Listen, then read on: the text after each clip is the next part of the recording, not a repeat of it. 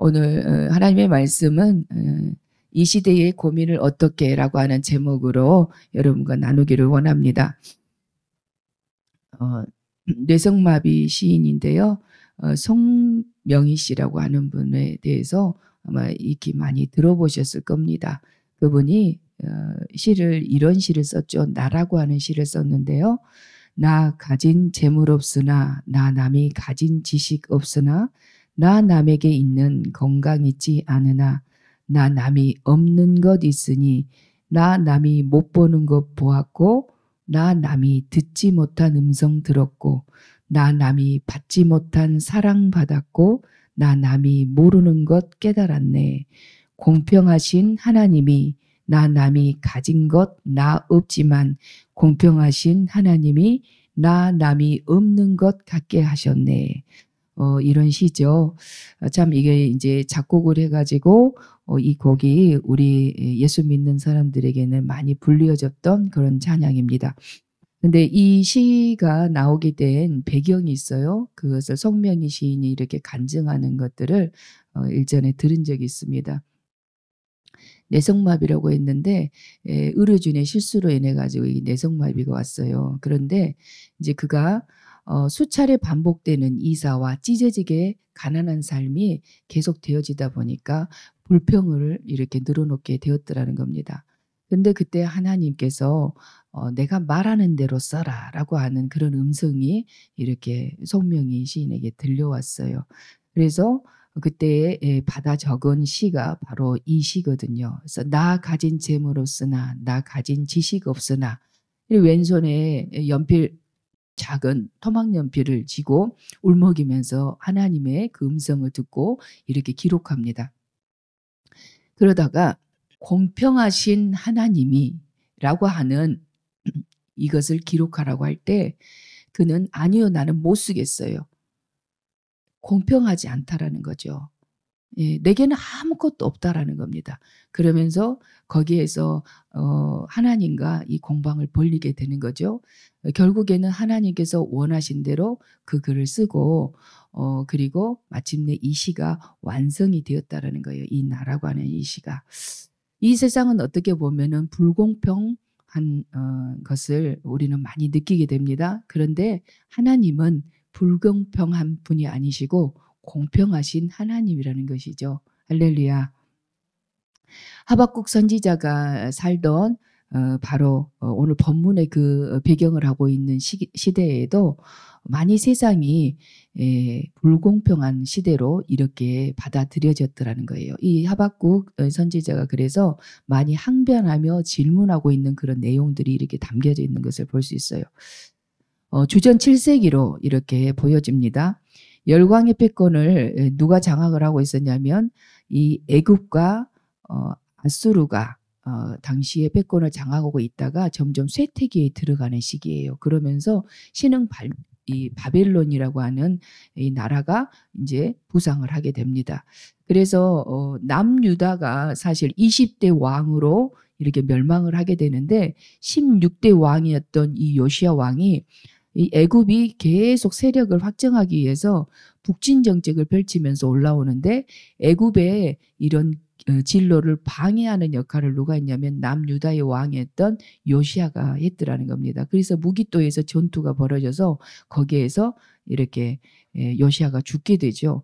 그러면서 여호아하스라고 하는 왕을 애굽에서 딱 세워놓습니다. 그때만 또 애굽에서 이 남유다를 계속적으로 지배하려고 하는 그런 과정 속에 있었기 때문에 여호아하스를 왕으로 세워놨어요. 그런데 이 여호아하스 왕이 반 애굽 정책을 펼치게 되니까 그를 폐위를 시키고 포로로 끌고 가게 됩니다. 그리고 나서 여호야김 왕을 세워요. 요시야의 아들 여호야김을 세웁니다.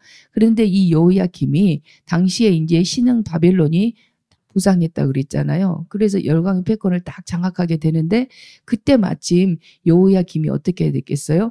바벨론에 붙어야 되는데 반바벨론 정책을 펼치다 보니까 애굽에서 세워놨잖아요. 이 여호야김을. 그러다 보니까 바벨론에서 포로로 이 왕을 끌고 가게 됩니다. 그리고 나서 세워진 왕이 여호야김의 아들이었던 요야긴이 왕으로 딱 등극을 하게 되죠. 석 달밖에 치리를 못하고 다시 바벨론으로 끌려가게 돼요. 그리고 나서 마지막 남유다의 왕이 시드기야 왕으로 이렇게 BC 586년에 남유다가 멸망을 하게 되는 것들을 이렇게 보게 됩니다. 바벨론은 이렇게 당시에 모든 주변 국가들을 전부 침략을 해가지고 바벨론 제국을 이렇게 세우려고 하는, 건설하려고 하는 그런 생각을 가지고 있었더라는 거죠. 그래서 남유다가 어떻게 되냐면 바벨론의 속국으로 이렇게 되어집니다. 그래서 계속 조공을 바치게 되고 많은 민족들이 이렇게 포로로 끌려가게 되는 그런 사건이 주전 7세기에 일어나게 됩니다. 그 시대에 바로 하박국 선지자가 활동을 했더라는 것이죠. 그래서 신앙적으로는 보게 되면은 유다 백성들이 우상 숭배하고 악을 행해서 하나님과의 영적인 교제가 단절되어 버렸던 그 시대였다는 거예요. 그리고 도덕적으로도 매우 타락했고 도덕 윤리가 이렇게 무너져 있던 그런 시대를 볼 수 있어요. 또 한 가지는 경제적으로는 어떻겠습니까? 바벨론의 침략을 받아가지고 모든 것을 수탈을 당해버리니까 경제적으로도 어려웠던 궁핍했던 그런 시기라는 것을 성경을 통해서 우리는 알 수가 있습니다. 이것은 그 시대만을 말하고 있는 게 아니라 마치 오늘날과 같은 것 같아요.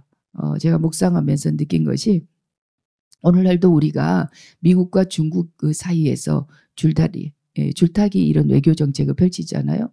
또 한 가지는 뭐냐면 경제가 지금 마이너스 이 성장으로 돌아서게 됐다라고 이렇게 말하거든요. 또 사회적으로 보게 되면은 정치적으로 보수와 진보가 끊임없이 이렇게 갈등하면서 이렇게 혼란 가운데 있는 우리나라의 지금 현재의 모습을 볼 수 있습니다. 그래서 그 가운데 진통을 앓는 이는 바로 우리 국민이죠. 그래서 이렇게 고난의 시기에 우리가 어떻게 그리스도인으로서 살아야 하고 이 어려운 시기를 잘 극복할 수 있을지 오늘 본문 말씀을 통해서 교훈을 받는 그런 시간이 되었으면 좋겠습니다.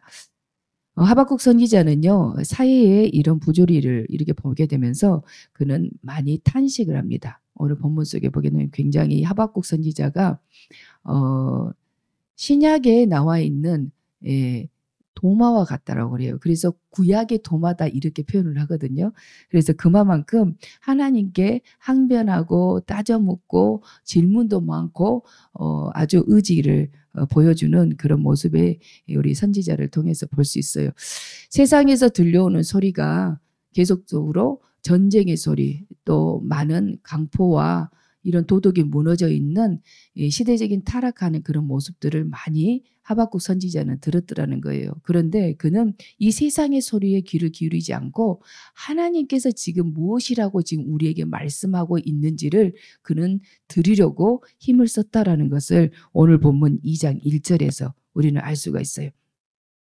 오늘날 우리도 사실은 어떻게 보면은 뉴스 미디어가 이렇게 발달하게 되면서 집안에서 이렇게 유튜브만 보더라도 모든 세계 정보뿐만 아니라 우리나라의 각층에서 일어나고 있는 일들을 전부 안방에서 다 볼 수 있는 그런 시대가 되었어요. 그래서 유튜브를 보게 되면은 분별력이 참 많이 필요한 그런 뉴스들, 가짜 뉴스들도 많이 접하게 된다는 거죠. 그러면은 그런 뉴스들을 볼 때 어떤 마음이 드세요? 세상이 너무 어지럽다. 세상에 어쩌면 이런 일이 있을 수 있을까? 참 이 시대가 말세긴 한가 봐. 이런 생각들을 많이 하게 되잖아요. 이전에는 이렇게 발달되지 않을 때에는 우리는 그냥 내가 처해 있는 환경 속에서만 살아가기 때문에 그런 생각까지 하지 못해요. 그런데 지금은 이 세상의 소리, 이 새음을 듣다 보게 되면은 우리는 너무나 답답하다라고 이렇게 느껴지게 된다라는 겁니다. 그래서 낙심하게 되는데 오늘 우리 하박국 선지자처럼 우리에게 하나님께서 무엇이라고 말씀하시는가, 세상의 소리에 귀를 기울이기보다는 하나님의 음성에 귀를 기울이는 저와 여러분이 될 수 있기를 예수님의 이름으로 축원합니다. 오늘 하박국 선지자가 2장 4절에 이 굉장히 중요한 말을 했거든요.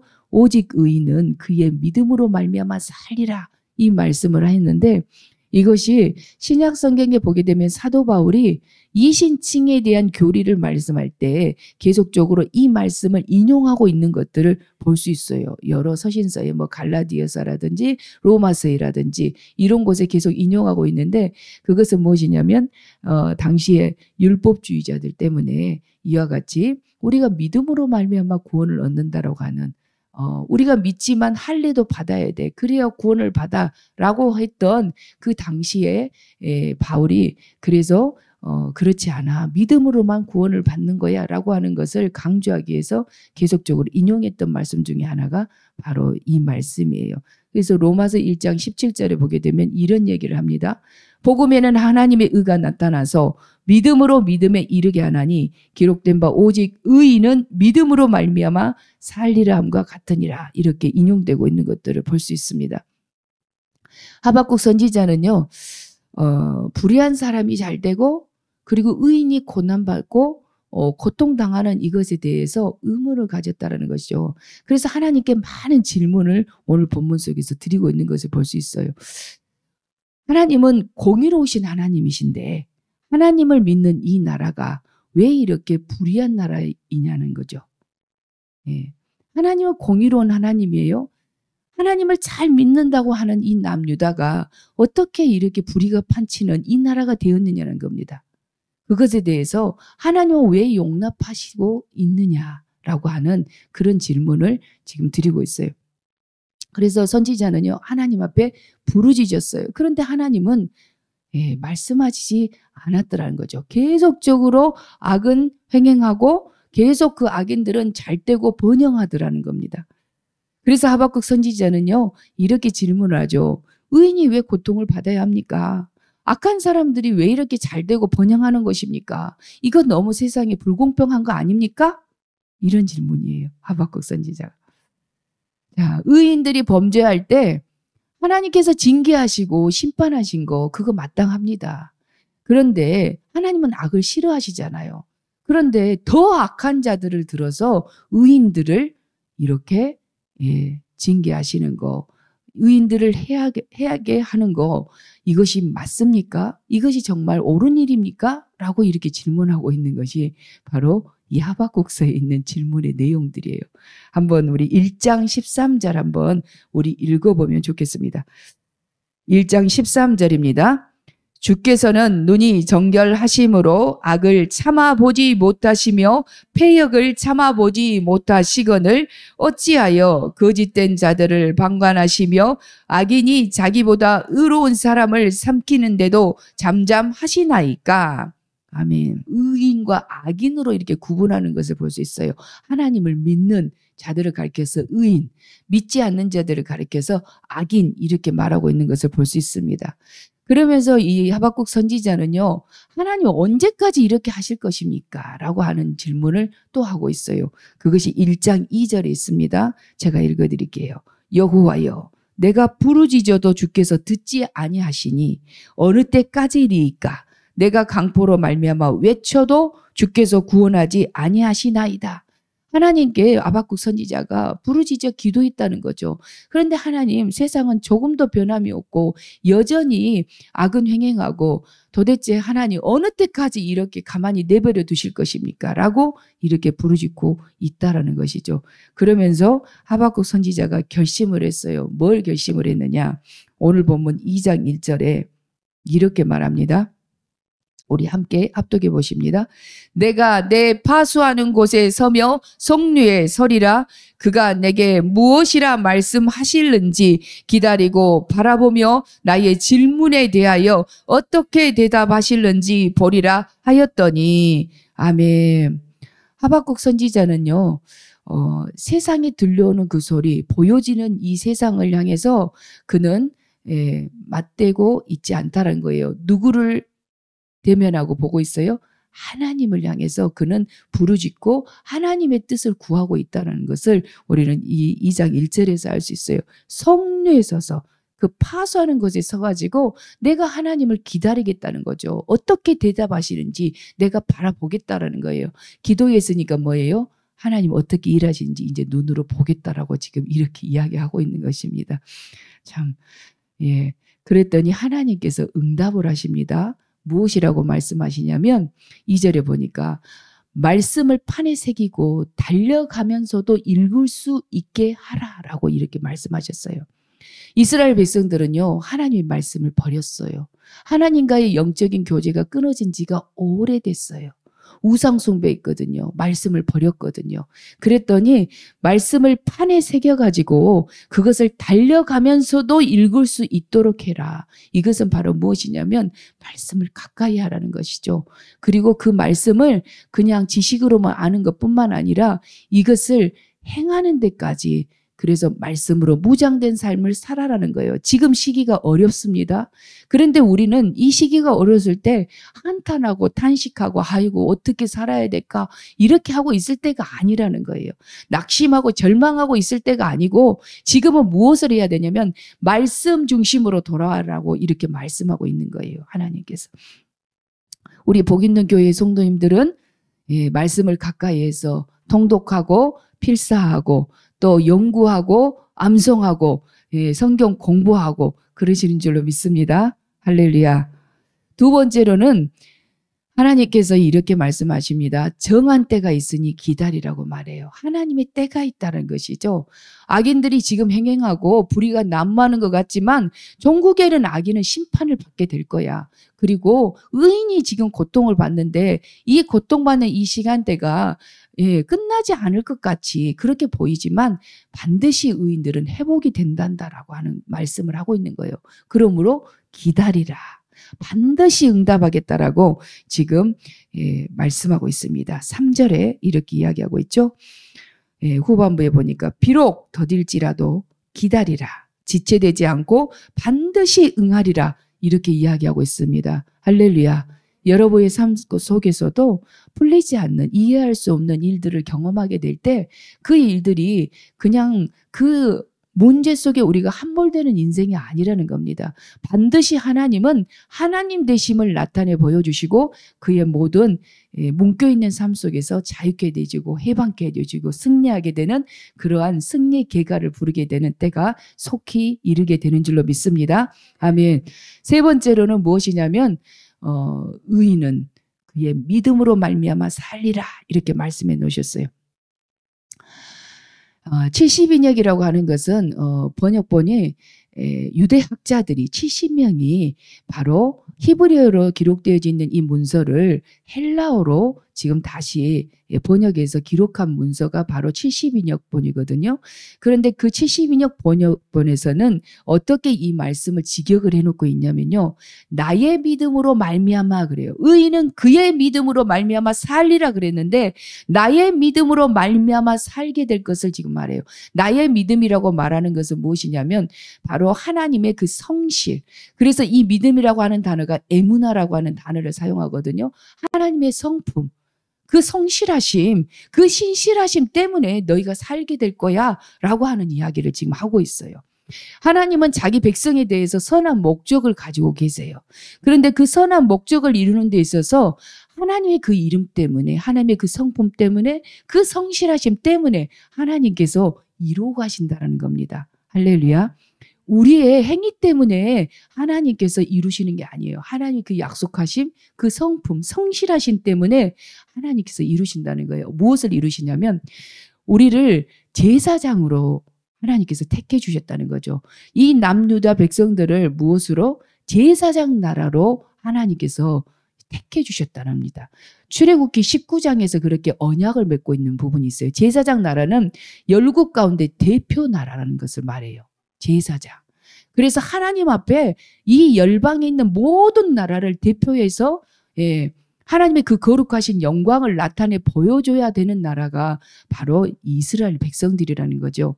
그래서 하나님의 영광을 드러내야 될 그 나라이기 때문에 하나님께서는 그 선한 목적을 이루어 가시기 위해서 당신의 성실하신 그 성품대로 이것을 이루어 가신다는 거예요. 바로 무엇을 말하냐면 남유다의 회복을 지금 약속해 놓고 있다라는 것입니다. 할렐루야. 바벨론으로 지금 포로로 끌려가고 지금 나라가 다 황폐해지고 멸망을 해버리는 그런 상황 가운데 놓여 있지만 반드시 너희 나라는 회복할 거야. 무엇 때문에? 나의 선한 목적을 두고 너희를 택했기 때문에 나의 성품 때문에 성실하신 그 신실함 때문에 너희를 반드시 회복시킬 거야 라고 이렇게 말합니다. 하나님의 열정이에요. 하나님의 그 의지고 하나님의 성품에 의해서 우리가 살게 될 것을 이렇게 오직 의인은 그의 믿음으로 말미암아 살리라 이렇게 말씀하고 있습니다. 사회적으로 혼란한 시대에 우리가 어떻게 살아야 할 것인가 오늘 본문을 제가 들어가면서 처음에 이렇게 이야기를 드렸어요. 하박국 선지자가 세상에서 이렇게 불의가 판을 치고 의인이 고통을 받으며 악이 이렇게 횡행하는 그때에 왜 공의의 하나님이 이렇게 잠잠히 계시고 그것을 용납하고 계십니까? 라고 하는 그런 질문이었어요. 그리고 제가 이렇게 부르짖어 기도하는데 어찌하여 그 기도에 응답하지 않으십니까? 라고 언제까지 이렇게 그냥 두실 것입니까? 더 악한 자를 들어서 이 의인들을 하나님께서 이렇게 징계하고 해하도록 내버려 두시는 거 이거 하나님 더 옳으신 일입니까? 이런 질문이 처음에 있었다라는 겁니다. 그런데 하나님께서 말씀을 가까이 해라. 말씀을 버린 민족이잖아요. 말씀을 붙들으라는 거죠. 그리고 말씀을 살아내라고 말씀하고 있는 거예요. 말씀으로 무장하라고. 두 번째로는 기다리라는 거죠. 반드시 하나님께서 회복시켜 주신다고 응답해 주신다라고 말씀하고 계세요. 그러면서 하나님을 믿는 그 믿음, 그 성품을 믿음으로 살라라고 이렇게 우리에게 말씀하고 계셔요. 믿음으로 산다라고 하는 것은 곧 무엇을 말하냐면 믿음으로 행한다라고 하는 것을 말합니다. 믿는다는 것이 추상적인 것을 말하고 있지 않아요. 믿음은 무엇으로 증명이 되어지냐면 우리의 삶을 통해서 우리가 믿는다라고 하는 것이 증명이 되어진다고 하는 것을 말합니다. 제가 한 예를 듭니다. 어느 잡화상에 이렇게 상점을 운영하는 이 주인에게 고객들이 오게 되면은 이 상점 주인이 이런 얘기를 해요. 지금 저 교회에 부임해 오신 목사님이 설교를 너무 잘하십니다. 라고 이렇게 막 칭찬하면서 고객들에게 막 이렇게 소개를 하는 거예요. 그래서 한 고객이 와가지고 이렇게 말을 합니다. 지난주에 들으셨던 설교는 어떤 내용이었어요? 이렇게 물었어요. 그랬더니 그분이 저는 시간이 없어서 교회 가서 예배를 드리지 못해서 잘 모르겠습니다. 이렇게 말한 거예요. 아니 그런데 어떻게 설교를 잘한다고 그렇게 칭찬하면서 말씀하시느냐고 이렇게 했더니 그분 상점 주인이 이렇게 얘기를 했어요. 그 목사님이 부임해서 오신 날부터 우리 집에 고객들 중에 저기 교회를 다니시는 성도님들이 있는데 예산값을 너무 잘 갚으세요. 이렇게 이야기했더랍니다. 이렇게 삶은 믿음은 삶으로 이렇게 증명이 되어져야 한다라는 것을 말하는 것이죠. 믿음으로 산다라는 것은 믿음으로 행한다라고 하는 것을 의미하는 겁니다. 그래서 혼란한 이 시대에 우리는 예수 믿는 사람은 어떻게 살아야 합니까? 우리를 가르쳐 성경에서 의인이라고 이렇게 말해주고 있는데 우리가 의로워서 의로운 것이 아니죠. 의롭다 여겨주시는 건데 우리 예수 믿는 사람은 어떻게 살아야 합니까? 우상을 버려야 돼요. 우리 안에 있는 우상을 버리고 그리고 하나님의 그 성실하심을 우리는 신뢰해야 됩니다. 상황이 어떠하든지 우리의 환경이 어떠하든지 하나님은 나를 택해 주셨어요. 우리를 자녀 삼아 주셨기 때문에 반드시 하나님의 뜻대로 선한 목적을 이루는 도구로 우리가 설 수 있도록 그렇게 완전하게 회복시키시는 그런 열정을 가지고 일하시는 하나님임을 믿음으로 우리가 나아가라고 이렇게 말씀하고 있습니다. 할렐루야. 예, 그렇게 주의 약속의 말씀을 믿고 그리고 믿는 자다운 그런 삶의 태도를 가지고 살아가는 저와 여러분이 될 수 있기를 예수님의 이름으로 축원합니다. 아멘.